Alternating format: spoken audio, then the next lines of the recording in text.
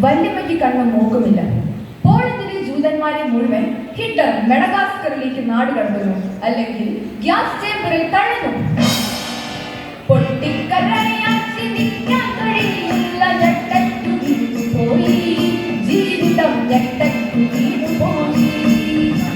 വ്യത്യസ്തതയാർന്ന കഥകളുമായി സംസ്ഥാന സ്കൂൾ കലോത്സവത്തിലെത്തിയിരിക്കുകയാണ് കഥാപ്രസംഗ ഗ്രൂപ്പുകൾ. ഇവരുടെ കഥകളും വ്യത്യസ്തമാണ്.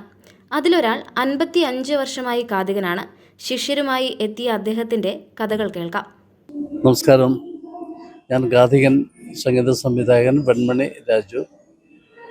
കഴിഞ്ഞ 50 വർഷക്കാലമായിട്ട് ഫുൾ ടൈം കാതികനും കഥാപ്രസംഗനും ഒക്കെ ആയിട്ട് ജീവിക്കുന്ന ആളാണ്.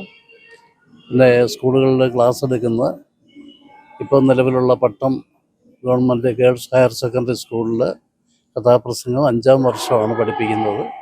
കഴിഞ്ഞ 4 വർഷവും സ്റ്റേറ്റിൽ ഫസ്റ്റ് വാങ്ങിച്ചു കൊടുക്കാൻ എനിക്ക് കഴിഞ്ഞിട്ടുണ്ട്. ഇത് 5ാമത്തെ വർഷമാണ് നമ്മുടെ കുട്ടികളുമൊക്കെ ആയിട്ട് വന്നിരിക്കുന്നത്. എല്ലാം ജഗദീശ്വരൻ്റെ അനുഗ്രഹം, നല്ല രീതിയിൽ മുന്നോട്ട് പോകുന്നു. എല്ലാവരും മാക്സിമം പഠിച്ചിട്ടുണ്ട്. പിന്നെ നല്ലൊരു പുതിയ സബ്ജക്റ്റാണ് എടുത്തിരിക്കുന്നത്. വയനാട് ദുരന്തത്തിൻ്റെ കഥയാണ് എടുത്തിരിക്കുന്നത്. ഇനിയും കേൾക്കുക, കേട്ടതിനെ പറ്റി അഭിപ്രായങ്ങൾ പറയുക. Thank you. നന്നായിട്ട് ചെയ്യുന്നുണ്ട്. അവർ കഥാപ്രസംഗ രംഗത്തേക്ക് ആദ്യമായിട്ട് വന്ന ആളാണ്. പക്ഷേ നമുക്കത് കേൾക്കുമ്പോൾ അങ്ങനെയൊന്നും തോന്നില്ല. പിന്നെ കുട്ടികൾ ഇൻസ്ട്രുമെൻ്റ് വായിക്കുന്ന എല്ലാ കുട്ടികളും അവരുടെ കഴിവനുസരിച്ച് അവർ ചെയ്യുന്നുണ്ട്. നല്ല രീതിയിൽ തന്നെ കാര്യങ്ങൾ അവതരിപ്പിക്കുന്നുണ്ട്. പേരെന്താണ്? എൻ്റെ പേര് ദിയ. ഞാൻ ടൈമിങ്ങിനാണ്. എൻ്റെ ഫസ്റ്റ് ടൈമാണ് കലോത്സവത്തിന് ഇറങ്ങുന്നത്. അതും കഥാപ്രസംഗത്തിനാണ് ആദ്യമായിട്ട് ഇറങ്ങുന്നതും. എൻ്റെ ലാസ്റ്റ് ഇയറും കൂടെയാണ്. ഫസ്റ്റ് വാങ്ങിയിട്ടേ പോകും. ഞാൻ തബല വായിക്കുന്നതാണ്. എൻ്റെ പേര് അനത്ത്. ഞാൻ കലോത്സവത്തിന് 3ാമത്തെ വർഷമാണ് ഇറങ്ങുന്നത്. കഴിഞ്ഞ 2 വർഷം ഞാൻ കഥാപ്രസംഗത്തിനല്ല, വേറെ ഐറ്റത്തിനായിരുന്നു. അപ്പം കഥാപ്രസംഗത്തിന് ആദ്യമായിട്ടാണ്, തബല വായിക്കുന്നത് ആദ്യമായിട്ടാണ്. അപ്പം ഞാൻ മാക്സിമം ചെയ്യും. ഇല്ല ഞാൻ പഠിച്ചില്ല. ഞാൻ ഈ വർഷം പഠിച്ചതാണ്. 3 മാസം.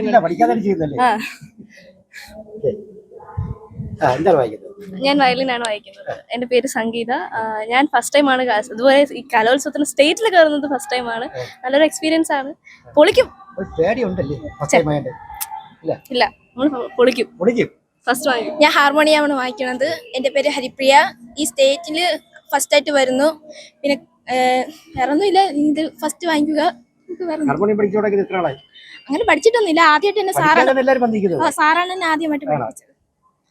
ഞാൻ കുറച്ചാളായതേ ഉള്ളൂ, ഏകദേശം 1 year ആയി. അഭിവന്ദ്യ സദസ്സിന് വന്ദനം. കഥ സ്വപ്നങ്ങൾ തകർത്ത വയനാട്.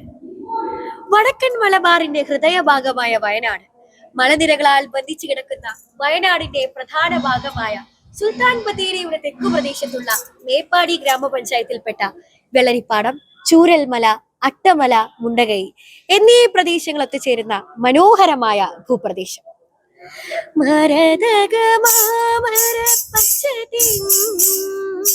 രമണീയ ഗാന്ധി ചിന്തുന്ന ഭൂമി,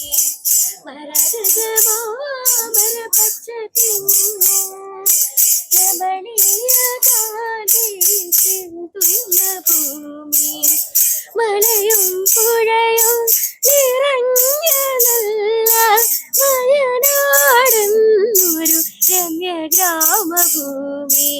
വീഡിയോ കോളിലൂടെ മകളെ കഥാപ്രസംഗം പഠിപ്പിച്ച അച്ഛനുമുണ്ട് ഇക്കൂട്ടത്തിൽ. കാതികനും സിനിമാ സംവിധായകനുമായി ഇദ്ദേഹം ഗൾഫിലായതിനാലാണ് മകളെ കഥാപ്രസംഗം പഠിപ്പിക്കാൻ വീഡിയോ കോൾ പ്രയോജനപ്പെടുത്തിയത്. നമസ്കാരം, എൻ്റെ പേര് അമീഷ എസ്. ഞാൻ പത്തനംതിട്ട ജില്ലയിലെ കോന്നി എന്ന് പറയുന്ന സ്ഥലത്തു നിന്ന് വരുന്നു. അവിടുത്തെ ഗവൺമെൻറ് ഹയർ സെക്കൻഡറി സ്കൂളിലെ +2 വിദ്യാർത്ഥിനിയാണ് ഞാനിവിടെ കഥാപ്രസംഗം അവതരിപ്പിക്കാൻ വേണ്ടിയാണ് വന്നത്. ഞാൻ പറയുന്നത് വിശപ്പ് എന്ന് പറഞ്ഞ കഥയാണ്. എൻ്റെ പപ്പയാണ് എന്നെ ഈ കഥ പഠിപ്പിച്ചത്. അപ്പോൾ വീഡിയോ കോളിലൂടെയും അല്ലാതെ തെറ്റുന്ന കാര്യങ്ങളൊക്കെ ആ ഫോണിലൂടെയൊക്കെ പറഞ്ഞാണ് ഞാൻ കഥ പഠിച്ചത്. കഴിഞ്ഞ വർഷം തൊട്ടാണ് ഞാൻ കഥാപ്രസംഗം പറയാൻ വേണ്ടി വന്നത്. ആൻഡ് കഴിഞ്ഞ വർഷം തൊട്ട് രണ്ടാമത്തെയാണ്. കഴിഞ്ഞ വർഷം സ്റ്റേറ്റിൽ എ ഗ്രേഡ് ആയിരുന്നു. പിന്നെ ഞങ്ങൾ ഇൻസ്ട്രുമെൻറ്റ്സ്, ഇവരാണ് എൻ്റെ സപ്പോർട്ട്. ആൻഡ് ഞങ്ങൾ ഇൻസ്ട്രുമെൻറ്റ്സ് കോന്നി സ്വർലെ എന്ന് പറഞ്ഞ സ്കൂളിലാണ് ഇൻസ്ട്രുമെൻറ്റ്സ് ഒക്കെ ഞങ്ങൾ വെച്ച് പ്രാക്ടീസ് ചെയ്ത്. അപ്പം എല്ലാവർക്കും നന്ദി പറയാണ്. അതുപോലെ പപ്പ ഫിലിം ഡയറക്ടറാണ്. പപ്പ പുറത്താണ്. ഷാബൂസ്മാൻ എന്നാണ് പപ്പയുടെ പേര്. അപ്പം പപ്പയും അമ്മയും എല്ലാവരും ഇങ്ങനെ പിന്തുണച്ചു. എൻ്റെ കഴിഞ്ഞ വർഷത്തെ ഒരു ആഗ്രഹമായിരുന്നു ഇതുപോലെ വേദിയിൽ ഇങ്ങനെ കഥാപ്രസംഗം അവതരിപ്പിക്കണം എന്നുള്ളത്. അങ്ങനെ ജസ്റ്റ് ഒന്ന് തുടങ്ങിയതാണ്. അത് സ്റ്റേറ്റിൽ കിട്ടുമെന്ന് ഞാൻ പ്രതീക്ഷിച്ചതല്ല. അപ്പം എല്ലാവർക്കും നന്ദി, ദൈവത്തിനും നന്ദി. തീൻമേശുകൾ സ്വപ്നത്തിൽ പോലും കാണാത്ത ആ ജീവിതങ്ങളെ പത്രമാധ്യമങ്ങളും മറ്റു മീഡിയകളും കണ്ടെന്നു വരില്ല. എന്നാൽ ഈ ദയനീയത പുറം ലോകത്തെ അറിയിക്കുവാൻ ശ്രമിച്ച ഒരു ഫോട്ടോ ജേർണലിസ്റ്റിന്റെ കഥാപ്രസംഗമായി അവതരിപ്പിക്കുന്നു. വിശപ്പ് അഥവാ കഴുകനും കുഞ്ഞും. ശവം തീനി കഴുകന്റെ രൂക്ഷഭാവം, പശി തീർക്കുവാനുള്ള ആർദ്രദാഹം, ചത്തൂചരിയുന്ന കുഞ്ഞുദേഹം കുത്തി വലിക്കുവാൻ കണ്ണും നട്ട്. വീട്ടിൽ നിറയെ കാതികരുള്ള കൊച്ചുമകളെ കഥാപ്രസംഗം പഠിപ്പിച്ച മുത്തച്ഛന്റെ കഥയും ഇക്കൂട്ടത്തിലുണ്ട്. അധ്യാപകനായി ഇദ്ദേഹം 1986 മുതൽ കഥാപ്രസംഗ വേദികളിലെ സാന്നിധ്യമാണ്. 1986 മുതൽ ശിഷ്യഗണങ്ങളുമായി ഇദ്ദേഹം കലോത്സവത്തിൽ പങ്കെടുക്കാറുണ്ട്. ഇദ്ദേഹത്തിന്റെ മകനും കാതികനാണ്. സഹോദരി ഉൾപ്പെടെ കുടുംബത്തിലെ 6 പേർ കാതികരാണ്. എൻ്റെ പേര് ജോസഫ് ടി ജെ. ഞാൻ രാജപുരം, കാസർഗോഡ് ജില്ലയിലെ രാജപുരം ഹോളി ഫാമിലി ഹൈസ്കൂളിലെ മലയാളം അധ്യാപകനായിരുന്നു. ഞാൻ റിട്ടയർ ചെയ്തിട്ട് ഇപ്പോൾ ഒരു 24 വർഷം കഴിഞ്ഞു. എനിക്ക് കലയുമായിട്ട് താല്പര്യം പണ്ട് മുതലേ ഉണ്ടായിരുന്നു. ഞാൻ സ്കൂളിൽ അധ്യാപകനായിരുന്ന കാലത്ത് കഥാപ്രസംഗ കലയോടൊരു പ്രത്യേക താല്പര്യം തോന്നി, സ്റ്റേജിൽ അവതരിപ്പിക്കണമെന്ന്. അത് കണക്കാക്കി ഞാനൊരു കഥാപ്രസംഗം എഴുതി. അപ്പോൾ എൻ്റെ സ്കൂളിലുണ്ടായിരുന്ന കുട്ടികൾ എന്നോട് പറഞ്ഞു, ഒരു കുട്ടി എന്നോട് പറഞ്ഞു ഒരു കഥാപ്രസംഗം പഠിപ്പിക്കണമെന്ന്. അങ്ങനെ ഞാൻ ഒരു കഥാപ്രസംഗം എഴുതി. ശൂർപ്പണഖ എന്ന പേരിലുള്ള ഒരു ലഘു കഥാപ്രസംഗം എഴുതി കുട്ടിയെ പഠിപ്പിച്ചു. അത് പിന്നെ സബ് ജില്ലാ തലത്തിൽ മത്സരം കിട്ടി.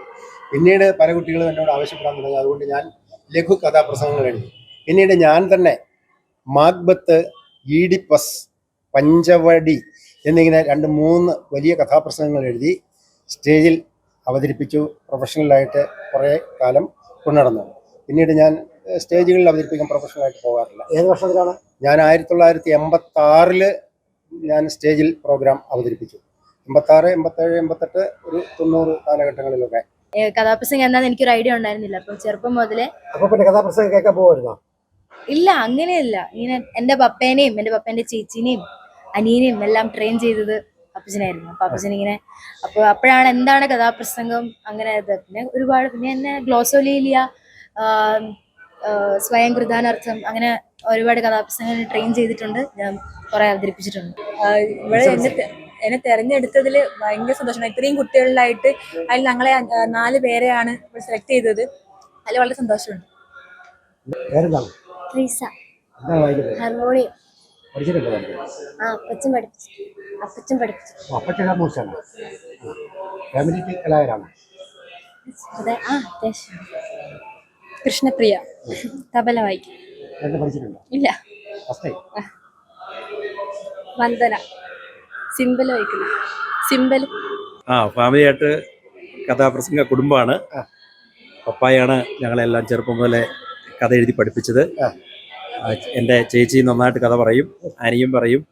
ഒരു കലാകുടുംബമാണ്. പ്രത്യേകിച്ചായിട്ട് കഥാപ്രസംഗം ആണ്. അതിലൂടെയാണ് ഇപ്പം മോളുമായി. ചെറിയ ആളിപ്പം 1-2 പ്രാവശ്യം പറഞ്ഞു. ഇനി അടുത്ത സ്റ്റെപ്പിലേക്ക് കടക്കുകയാണ്. നന്നായിട്ട് പാട്ട് പാടുകയുള്ളു. കഥാപ്രസംഗം ഇഷ്ടമാണോ? ഇഷ്ടം. കഥാപ്രസംഗം പറയൂ. പഠിച്ചു തുടങ്ങിയോ? കുറച്ചൊക്കെ പഠിച്ചു. ദൈവത്തിന്റെ സ്വന്തം നാടായ കേരളക്കരയുടെ കിഴക്കൻ മലയോര ജില്ലയിലെ ഹരിതമനോഹരമായ ഒരു ഗ്രാമഭൂമിയിലേക്ക് നമുക്കൊന്ന് കടന്നു ചെല്ലാം. കുളിർമഞ്ഞിൽ പുതപ്പണിഞ്ഞ് തലയുയർത്തി നിൽക്കുന്ന മലനിരകൾ, വൻമരങ്ങൾ നിറഞ്ഞു നിൽക്കുന്ന മലങ്കാടുകൾ, മാനും മയിലും പുലിയും കുയിലും നിറഞ്ഞു നിൽക്കുന്ന വനപ്രദേശങ്ങൾ, തെളിനീർ അരുവികൾ, കുന്നിൻ ചെരുവുകളിൽ തീർത്ത തട്ടുകളിൽ വരിവരിയായി നിൽക്കുന്ന തേയിലച്ചെടികൾ, ആഹ്ലാദാരവത്തോടെ പാട്ടുപാടിക്കൊണ്ട് തേയിലുന്നുള്ളുന്ന ആദിവാസി പെണ്ണുങ്ങൾ. അവർ പാടുകയാണ്, തേയാദിനന്തോം തേയാദിനന്തോം തേയാദിനന്തോം തേദിനന്തോം